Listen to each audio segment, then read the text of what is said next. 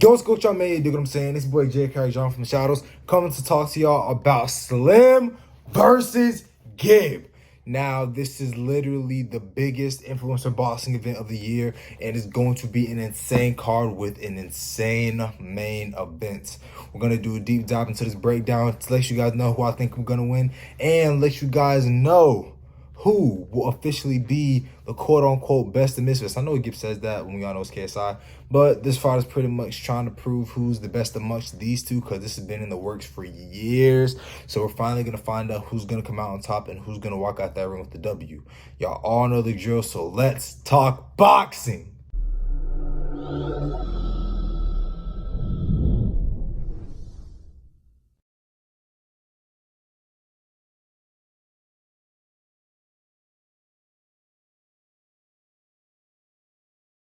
All right, guys, starting it off, we're going to start with my boy Gib. Now, Gib, once again, one of the vets of the scene, started it off with JJ when KSI fought Joe Weller. Gib got a knockout on the very first time, I believe. If I'm wrong, then please correct me. But yeah, Gib got a knockout that night. Then right after that, fought Jay Swingler in a great war. Gib won that also. Then sadly losing to Jake Paul, but then working his way up to having his own redemption arc. Now, guys, I'm not gonna lie, man. Gib's insane, bro. Like, Gib, this is a really, truly a 50-50 fight. Like, there were a lot of people who thought Slim was gonna win out of the gate because of the Jake Paul fight and how some people think Gib doesn't have a chin. But y'all, when you've been knocked down that many times, you've still been able to get up and win your fights, and the amount of experience that Gib's had since that loss does help you. Now, that's one thing that Gib has over Slim. He's been knocked down. He knows how to get knocked down, get back up, get his head cleared, and finish a fight. Slim's never got knocked down. But yeah, man, if we're talking about Gib, power, decent speed, we know that man's cardio is insane, bro. That man's like Captain America when it comes to the cardio. Relentless pressure. He has tactical pressure. It's not like crazy Mike Tyson or Joe Frazier type pressure, but it's like tactical pressure. Like, Gib will box his way on the inside, then just destroy you and rip your body with incredible body shots and try to break you down. And with this fight being 8 rounds, I'm not gonna lie, I don't like how that looks for Slim. I really don't. But the one thing that will probably help Slim out a little bit is because Gib is a slow starter. But I want to admit, also, Slim is a slow starter too when he's fighting people who can actually box. And we're going to get into that when I get the Slim side of this fight. But yeah, man, Gib has a lot of advantages that he can use in this fight. He has a lot of stuff and a lot of tools in his kit that he can use. Because we all know that when Slim goes up against somebody who he can't outbox off rip, he either tries to slug it out with them or he tries to fight on the back foot, which never works for him. Hence why I saw Poppy was like bullying him for 3.5-ish rounds straight, and which is why Tom Zanetti fought him life and death. It literally took him life and death to beat Tom Zanetti. But yeah, man, Gib has a lot of good things in his game plan. Like the way he's able to level change and land shots on his opponent, go take his head off center line and still land his big shots. And then on top of that, after he's done that throughout the fight, he really lays down the pressure and will just start breaking you down as the rounds go on. And once again, for somebody like Slim, if Slim cannot outbox Gib off rip, then that is going to be bad. Because that means we're just going to see Gib change the levels, body shots, uppercuts, straight to the head, right to the body, left to the head. Like, bro, it's going to be bad. Like, Gib's literally just going to unload combinations and then eventually get him on the ropes and just start breaking him down. And I'm sorry, Slim may have been able to get away with that stuff with Tom Zanetti and Salt Poppy, but this is Gib, bro. Gib's not gonna make those same mistakes that they did. When Salt Poppy got on the inside, he was beating Slim, but he was still kind of sloppy, and I don't know, it just was giving kind of amateurish vibes. If you let Gib box as well to the inside like that, Slim will either get dropped or wobbled, guaranteed. Like, Gib is a lot more technically sound than Salt Poppy, so if you let Gib get on the inside like that, it's going to be GG's. I'm just letting you know right now, y'all. It's going to be GG's. But we're talking about Slim, the hitman. He's a shit man, and when he hits you with that right hand sniper, you're gonna get clipped, man. Like, bro, this man somehow is still able to rock people with that sniper right hand that he's got. Not to mention, this man has been in some good battles. Like, yes, he hasn't got knocked down, but this man has been in some slugfest, so we know Slim has a chin. And honestly, if Slim has gotten better, then that would be really, really, really bad for Gib. So now for some keys to victory for Slim. Now, yes, when Slim faces good boxers, he does tend to fall into just slugging it out or trying to fight on the back foot, and eventually that just results in him getting bullied on the ropes. And then he tries to outlast the guy and wait for that lucky right hand. But there are still some things that Slim can use to his game plan.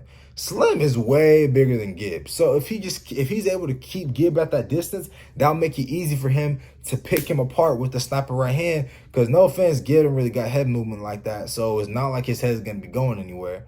And also, it's not just his right hand. Slim's got power in both hands. So if Slim just works off his jab and keeps Gib at that distance and keeps Gib at his range, he can be able to pick him apart, land a straight right hand, land a counter left hook, do what he's got to do. Like, Slim can do what he wants to do to Gib like he says he's going to do to all these other opponents as long as he actually boxes. Because I look at Slim's training camps. His trainers do teach him how to land certain shots and do teach him how to be technically sound. It's just that for some reason when he gets in that ring, that man's like, I know you guys have been teaching me for the last 4 months, but fuck you. It's like he doesn't care.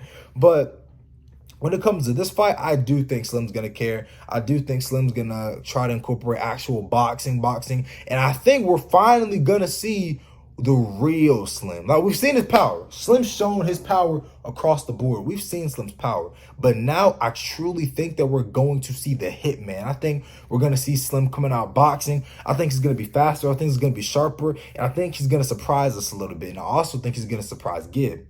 With that being said, I also think that Gib is going to surprise Slim. Because Slim thinks that Gib's gonna be easy to knock out, that he's gonna be just sitting there waiting there like a punching bag. No, Gib is not going to be doing that. Gib is going to be like Gib don't have head movement, but he's not standing still like he's a punching bag. Gib's gonna be moving. He's gonna be moving. He's gonna be changing levels. He's gonna be making Slim feel uncomfortable. Like, Gib's gonna be doing different type of movements. He's not gonna just stand still. Like, he's gonna be doing something to keep Slim on guard and to keep Slim cautious.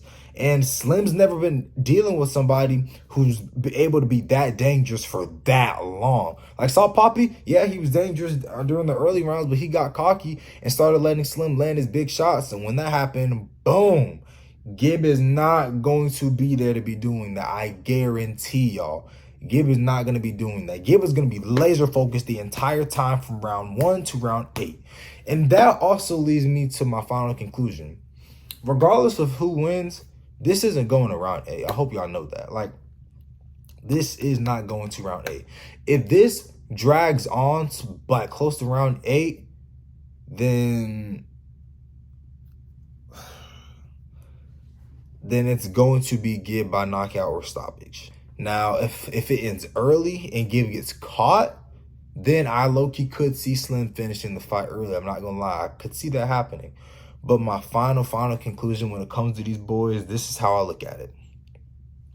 If Gib can outbox Slim by round 3 and it stays that way, Slim's going to sleep. Slim's going to sleep, or his corner is going to throw in the towel. Now, if Slim catches Gib off guard, off rip, and is able to make Gib feel uncomfortable and actually somehow be able to get into Gib with that awkward, weird style that he has, and is able to land the big shots and set everything up, then it's going to be an early night for Gib. And then Gib's going to get knocked out by knockout or stoppage. But it's going to be Thursday. We don't know what's going to happen, so we're just going to have to wait and see. But without further ado, y'all, this is the end of the video. Now, sadly, the Shadows aren't going to be able to vlog this one. I know. But it's on Thanksgiving Day, bro. Like, y'all can't blame us for that. Like, why would they post this on Thanksgiving Day? Like, that's actually kind of that's actually kind of dumb, not going to lie. But I'm still gonna be recording my reaction and letting you guys know how I feel. I'm gonna be posting a full breakdown of who I think is gonna win. I'm probably gonna have my dad tag along because he's way more knowledgeable about boxing than I am. So I'm gonna have my dad tag along with me for that video. But yeah, man, this is the end of the video. Hope you guys enjoyed. Make sure to subscribe. We're on the come up and we're going to keep giving y'all this content that y'all always be asking for. And without further ado, always remember, shadows on top, we ain't gonna stop. Peace.